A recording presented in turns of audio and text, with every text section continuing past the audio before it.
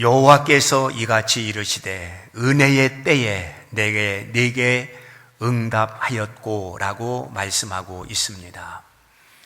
우리 하나님께서 은혜의 때에 응답을 해 주신다는 말씀입니다. 그러면 은혜의 때가 언제냐? 구약적인 입장으로 보면 예수 그리스도가 오시는 때가 바로 은혜의 때입니다. 신학적인 입장으로 보면 이미 예수 그리스도는 오셨습니다. 그 예수님은 말씀이 육신이 되어 우리 가운데 거하심에 요한복음 1장에서 이렇게 밝혀놓고 있습니다. 즉 말씀이 곧 예수요 예수가 곧 말씀이라 했습니다. 말씀을 통해서 예수님을 볼 수 있고 예수님을 만날 수 있고 예수님의 음성을 들을 수 있고 예수님의 뜻을 말씀을 통해서 밝힐 수가 있는 것입니다. 그러므로 바로 은혜의 때는 하나님 말씀의 잔치, 여기가 은혜의 때가 아니겠는가 생각해 보는 것입니다. 먼저 말씀을 드리는 것은 본문 10절 말씀에 샘물 근원으로 나오라 그랬습니다. 샘물 근원으로 나와라. 이 샘물은 무엇을 의미하는가? 성경을 보게 되면 요한복음에서 하나님의 말씀을 생수라고 했습니다. 생수가 곧 하나님의 말씀입니다. 또한 물과 성령으로 거듭나지 아니하면 하나님 나라를 볼 수 없다라고 요한복음 3장에서 말씀하고 있습니다. 그런가 하면 이사야 55장 1절 말씀을 보면 오라 목마른 자들아 물로 나오라 말씀하고 있습니다. 영적인 목마름, 헐떡거리면서 한 모금의 물을 필요로 하는데 물로 나오라, 말씀의 물을 의미하는 것입니다. 그러므로 샘물 근원으로 나오라고 하는 것은 이 말씀의 근원을 우리가 찾아서 그 말씀을 쪼개 풀이해 줄 때 은혜를 받을 수 있고 말씀의 의미를 알 수 있고 우리가 말씀 속에 잠겨 기뻐할 수가 있는 것입니다. 그러므로 말씀의 잔치에 우리 성도들이 모여서 그 물을 마심으로 가란 목을 축일 수 있는 성도들이 되어야 할 것을 말씀을 통해서 다시 한번 깨닫게 되는 것입니다. 그러면 하나님 말씀이 증거될 때에 어떤 긍정적인 반응이 일어났는가를 사도행전 말씀을 통해서 먼저 찾아보도록 합니다. 사도행전 13장 42절 말씀을 보게 되면 바울이 하나님 말씀을 증거할 때 그 말씀을 그들이 얼마나 진지하게 들었던지 다음 안식일에도 오늘 증거한 똑같은 말씀을 해달라 요구하는 것을 볼 수가 있습니다. 사람들은 같은 말 두 번 듣기를 싫어합니다. 같은 말 두 번 들으면 잔소리라고 일축해버립니다. 그런데 당시 하나님 말씀을 들었던 사람들은 똑같은 말을 다시 반복해서 듣기를 원했던 것을 볼 수 있습니다. 오늘 우리에게도 필요한 말씀입니다. 이제 오늘 밤부터 부흥회가 시작되는데 사람들이 이렇게 생각합니다. 그 말씀이 그 말씀이지. 별 수 있나? 그 말씀이 그 말씀이지. 새로운 게 있나? 이렇게 일축해버리고 관심이 없는 사람들이 얼마나 많은지 모릅니다. 그러나 우리는 생각해야 됩니다. 이 복음의 메시지는 아무리 듣고 들어도 결코 지루한 것이 아닌 것입니다. 왜냐하면 이 복음적 설교에는 생명을 살리는 핵이 들어 있습니다. 생명을 살리는 말씀이기 때문에 그런 것입니다. 우리는 육신을 입고 살기 때문에 하루 3끼 밥을 먹습니다. 한 끼, 두 끼는 굶을 수 있지만 3끼 굶으면 얼마나 배가 고프고 또한 먹을 것이 생각이 나겠습니까? 육신을 위해서 이렇게 먹어야 한다면 영혼을 위해서도 반드시 영혼의 양식이 필요하지 않겠습니다. 영혼의 양식이 무엇입니까? 바로 말씀인 것입니다. 그래서 우리의 영혼을 흡족히 채울 수 있는, 풍성하게 할 수 있는 이런 기회를 만들어야 되는 것입니다. 유대인들이나 유대교인들이 하나님 말씀을 듣고 바울과 바나바를 따랐을 때에 그들에게 권면하기를 항상 하나님의 은혜 가운데 있으라. 43절에 이렇게 말씀을 하고 있습니다. 항상 하나님의 은혜 가운데 있으라. 이 말씀은 하나님의 백성들이 늘 말씀 안에 거해야 할 것을 가르쳐주고 있는 말씀입니다. 또한 예수 그리스도 안에서 살아야 할 것을 말씀하고 있는 것입니다. 또한 사도행전 13장 44절 말씀을 보게 되면 하나님의 말씀을 듣기 위해서 더 많은 사람들이 모인 것을 보게 됩니다. 하나님 말씀을 바울과 바나바가 증거했을 때 소문에서 소문의 꼬리를 물어 수많은 시민들이 하나님 앞에 모이는 놀라운 은혜가 나타난 것을 성경에서 기록해 우리들에게 보여주고 있습니다. 두 번째 말씀을 드리는 것은 사도행전 13장 48절에 보면 이방인들이 듣고 믿었다라고 말씀하고 있습니다. 이 믿음이라고 하는 것은 들음에서 난다라고 로마서 10장에서 말씀하고 있지 않습니까? 말씀을 들어야 믿음이 생기고 말씀을 들어야 그 믿음이 성장할 수 있는 것입니다. 또한 이방인들이 하나님 말씀을 들었을 때에 어떤 반응이 일어났느냐? 기뻐했다고 했고 찬송을 불렀다라고 기록을 해놓고 있습니다. 뿐만 아니라 영생을 주시기로 작정된 자들은 다 믿었다라고 말씀하고 있습니다. 영생을 주시기로 작정된 자가 누구겠습니까? 우리 눈에 보이지 않습니다. 확인할 수 없습니다. 그렇기 때문에 하나님의 교회로 너도 또한 그 사람도 저 사람도 다 참석할 필요가 있는 것입니다. 그 가운데 영생을 주시기로 작정된 자가 왜 없겠습니까? 거기에 영생을 주시기로 작정된 자가 있다고 한다면 그 시간에 예수를 구주로 영접할 것이고 하나님을 나의 하나님으로 고백하게 될 것입니다. 믿음을 가지고 출발을 하게 될 것입니다. 그러므로 예비 신자들이 반드시 하나님 앞에 나와야 한마디 말씀을 듣고 이미 하나님께서 영생을 주시기로 작정된 자는 그날 복음을 받고 믿음을 가질 수가 있는 것입니다. 참석하지 아니하면 그가 어떻게 믿음을 가질 수가 있겠으며 어떻게 하나님을 알 수가 있겠습니까? 일단 하나님 앞에 나와야 그 역사, 그 은혜가 일어나지 않겠습니까? 당시에 이방인들이 복음을 듣고 기뻐하며 또한 믿는 자들이 생겼을 때에 사도들은 선입감이 무너졌습니다. 이방인들은 아무리 말씀을 들어도 그 심령이 깨지지 않을 것이라고 생각했습니다. 복음을 받아들이지 않을 것이라고 생각했습니다. 그런데 그들의 예측에 빗나갔습니다. 오히려 이방인들이 더 적극적이고 더 기뻐하고 믿음을 그들이 갖고 세례를 받는 이런 역사가 일어나니까 사도들은 힘이 났습니다. 그래서 더욱더 이방인 복음에 힘을 쏟았던 것을 보여주고 있는 것입니다.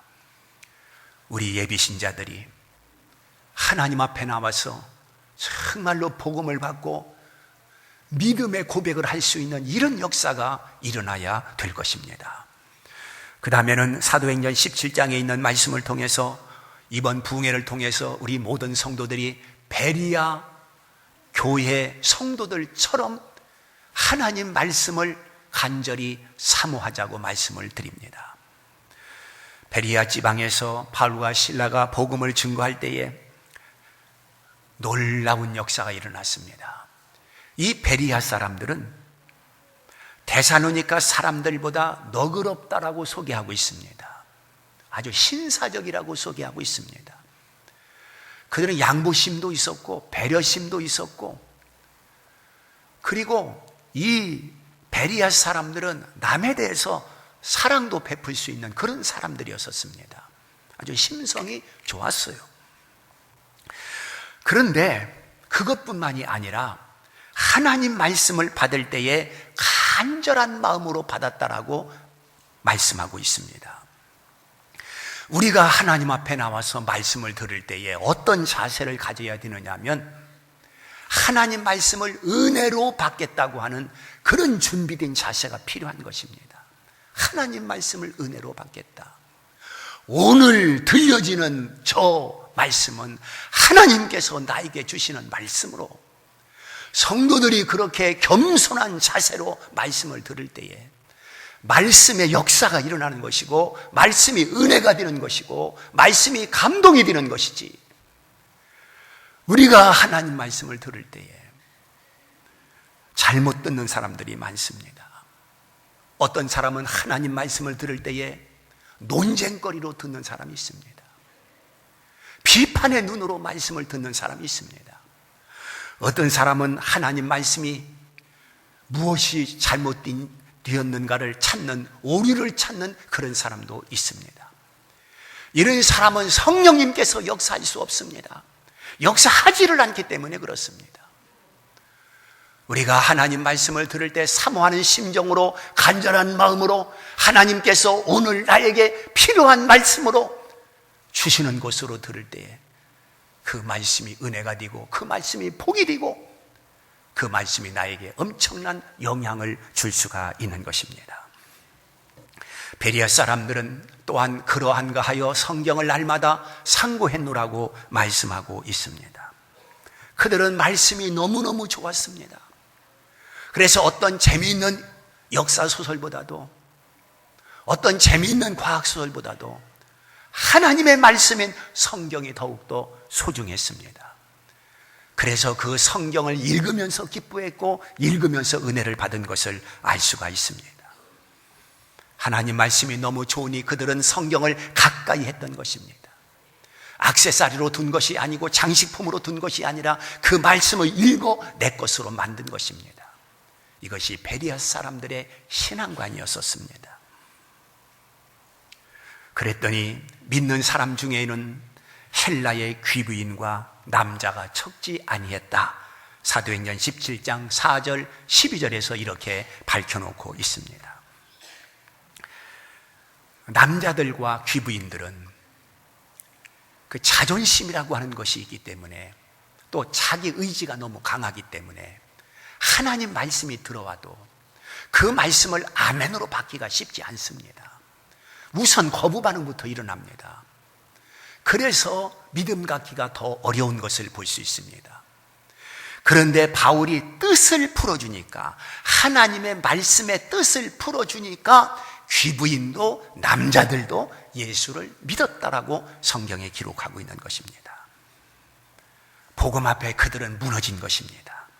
복음 앞에 자기 의식이 무너진 것입니다. 그리고 예수 그리스도는 나의 구주요, 이 천지를 하나님이 창조했다고 하는 그런 믿음을 갖게 된 것입니다. 하나님의 기적이 그들의 마음속에서 일어난 것입니다. 우리도 이번에 베리아 사람들 이상으로 하나님 말씀을 사모하기를 주의 이름으로 축복합니다. 오늘 하나님의 말씀의 중요성이 바로 여기에 있는 것입니다. 하나님 말씀을 머리로만 듣습니다. 그래서 지식적으로는 하나님 말씀을 다 알고 있습니다. 그러나 그 말씀이 내 가슴에 없기 때문에 말씀대로 행동하지 못하고 하나님 말씀을 따라서 우리가 살지 못하는 이런 연약함이 우리에게 있는 것입니다. 우리는 수없이 하나님의 말씀을 듣지만 그 말씀이 내 인생에 영향을 주지 못하고, 내 인생을 바꾸지 못하고, 바르게 돌려놓지 못하고 있는 것을 볼 수가 있습니다. 이것은 한마디로 말씀이 나를 지배하지 아니하고, 내가 하나님 말씀에 맡기지 않기 때문에, 하나님 말씀이 나를 이끌어가야 되는데 내 의지가, 내 습관이 나를 이끌어가기 때문에 우리는 이런 실패 인생을 살아가고 있는 것입니다. 하나님은 말씀하십니다. 70번씩 7번이라도 용서하라는 것입니다. 이 말씀을 모르는 사람이 누가 있습니까?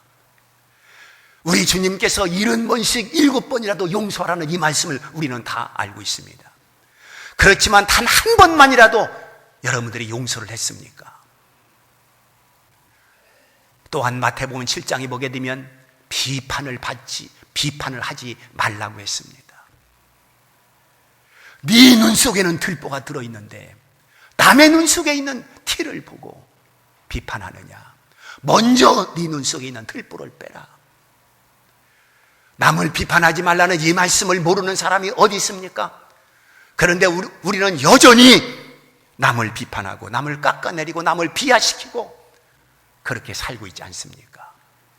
머리로는 하나님 말씀이 살아있는데 내 가슴 속에는 하나님 말씀이 살아있지 못해.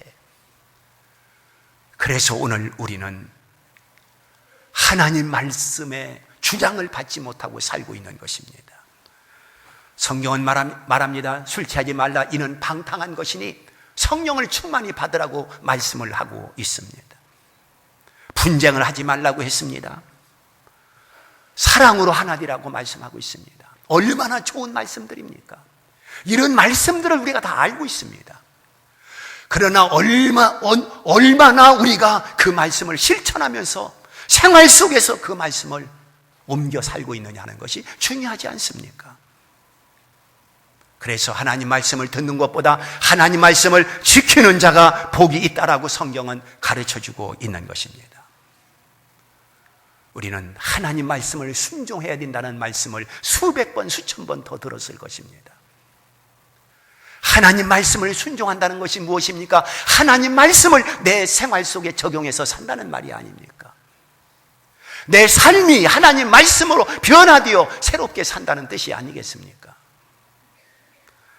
그런데 말씀을 아무리 들어도 내 가슴 속에, 내 마음 속에 하나님 말씀이 텅텅 비어있기 때문에 7 귀신을 데리고 들어온다는 것입니다. 그래서 형편이 더 못 뛴다는 거예요. 술 귀신 다시 들어오고, 노름 귀신 다시 들어오고, 질병 귀신 다시 들어오고, 원망 불평 귀신 다시 들어오고.